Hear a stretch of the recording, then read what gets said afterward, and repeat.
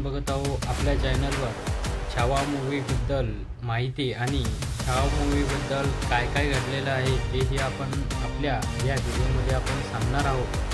तर बघू शकता मित्रांनो की स्वराज्य प्रेरणेत राजधिराज क्षत्रिय कुलावंत शिवाजी महाराज यांचा नाव उच्चारणात प्रत्येकाचा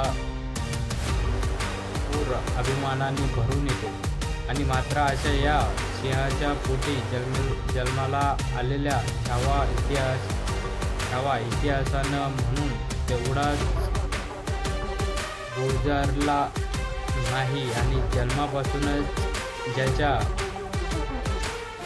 वाट्याला संघर्ष आला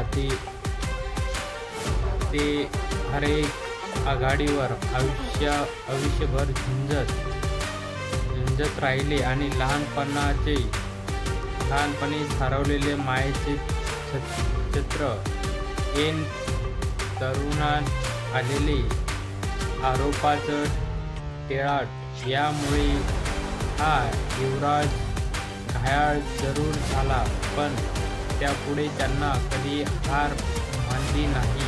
अशा या रणधुराची गाथा दिग्दर्शक लक्ष्मण उच्चरकर यांनी छावामध्ये मांडलेली आहे आणि या महापराक्रमी चरित्र नायकाची छावी दिग्दर्शक कौशल्यपूर्ण पद्धती आणि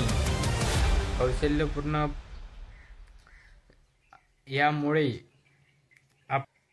पद्धती आणि प्रभावीपणे रेखाटली आहे। परंतु शंभूराजांची बालवयातील जडणघडण ही चित्रपटात दाखवलेली आहे आणि पूर्णपणे समजूनही सांगितलेली आहे। तर आपण बघू शकता की या चित्रपटामध्ये सर्व संभाजीराजे आणि शिवाजी महाराज यांचा पराक्रम संपूर्ण सांगितलेला आहे आणि रेखाटलेला आहे, प्रभावीपणे रेखाटलेला असून परंतु शंभूराजाची बालवयातील जडणघडणही आपल्या या चित्रपटात दाखवलेली आहे। तर आपण बघू शकता की त्यामुळेच मंदिराच्या कळसावर फडकणारा भगवा हे नजरेस पडतो, म्हणजेच की त्यांनी जर असे पराक्रम नसते गाजवले तर हे आत्ता आपल्याला काही दिसले नसते। हे सर्व मुघलांच्या हातात असते की कोण कसं जगायचं आणि कसं नाही। तर आता आपण या आपल्या मूवीमध्ये सर्व प्रकारे कशा प्रकारे अत्याचार झाला आणि कशा प्रकारे संभाजी महाराज यांच्यावर अन्याय केला आणि अन्याय नाही म्हणता येईल तर त्यांच्यावर ते अत्याचार केले आणि फितुरी करून त्यांना पकडण्यात आले आणि ज्यामुळे भरभक्कम पायावर पराक्रमाचे मंदिरे उभे आहेत आणि तो पाया मात्र दिसत नाही असंही आपण म्हणू शकतो।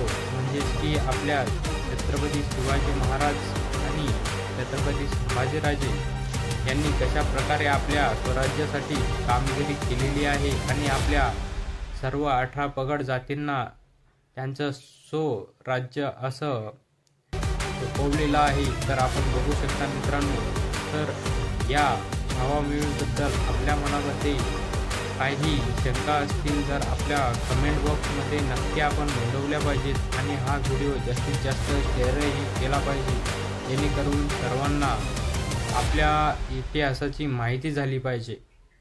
तर धन्यवाद मित्रांनो, जय श्रीराम।